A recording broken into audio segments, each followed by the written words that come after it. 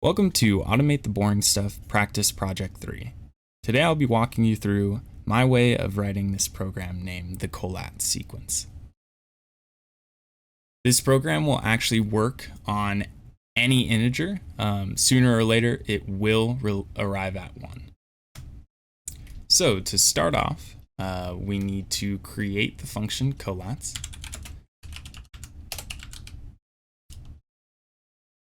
And it will take one parameter named number. We'll do num for short. We also need to call the global variable for the input, number.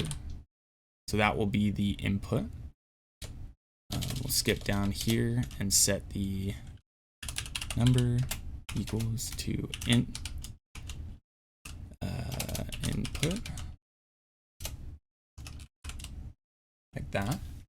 So what this will allow us to do is, even inside the local scope of Collatz, we can set this number to a specific value in the if statements that we have. Because we will need to use a while statement in this to keep calling the Collatz function itself until it reduces down to 1. So what we'll do is we'll do the first if statement, and we'll be using this variable, which will be inputted here. And we'll see if it's even by using the %sign by 2. The remainder is 0. That means it is even. We'll take number using the global because we want to set that instead of just not changing it, because then it won't work in the while statement. We'll do number floor division 2. Then we will print that number.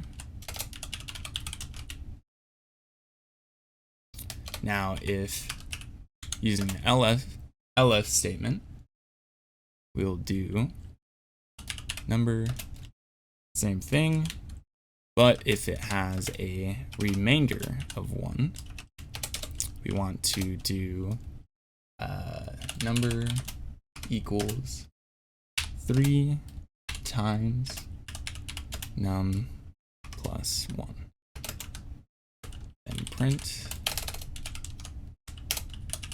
number. So now for the input, we'll do print please input a number.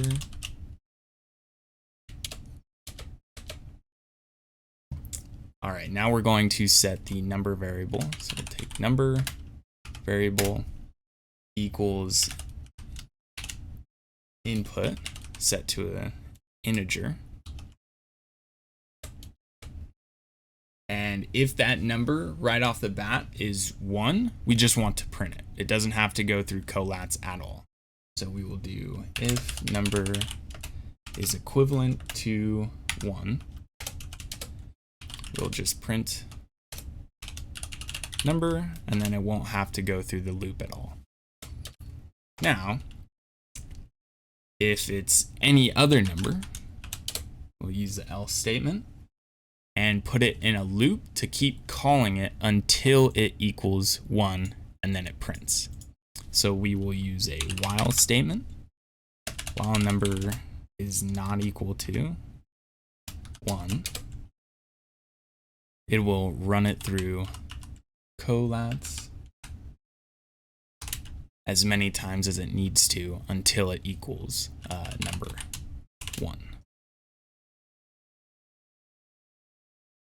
So now if we run it and we type in 1, it'll return 1 because it just hits this if statement and it's true, so it doesn't need to keep going. Now if we try 3 like the example, It'll run it through the sequence until it equals number 1, and it will print each time it runs through the sequence, just like in the example. Now, if we go to the subsection, input validation, they want us to implement try and accept. Because if we were to run this and say type puppy, it gives us an error and it crashes the whole code. For people that don't know how to code, errors are very confusing for them. They won't understand what the computer is trying to tell them. So what we want to do is we want to tell them ourselves. So we're gonna do a try and accept statement, indent all of this and the number. So we'll do try this. So try everything in here, and if it gets an error anywhere inside of this code, it will skip to the accept.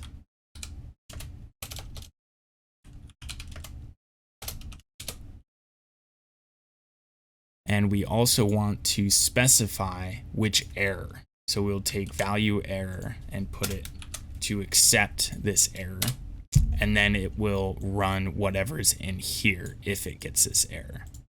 So what we'll want to do is we'll want to print you must enter an integer. Just like that. So set that up nice and clean and run it. So if we type in puppy again, it will tell us what we did wrong. So we'll run it again and do 1. Since it didn't have an error, it just went through this normally. And same with 3. Perfect. And now we have finished the project for chapter 3. I'll see you guys in the next video.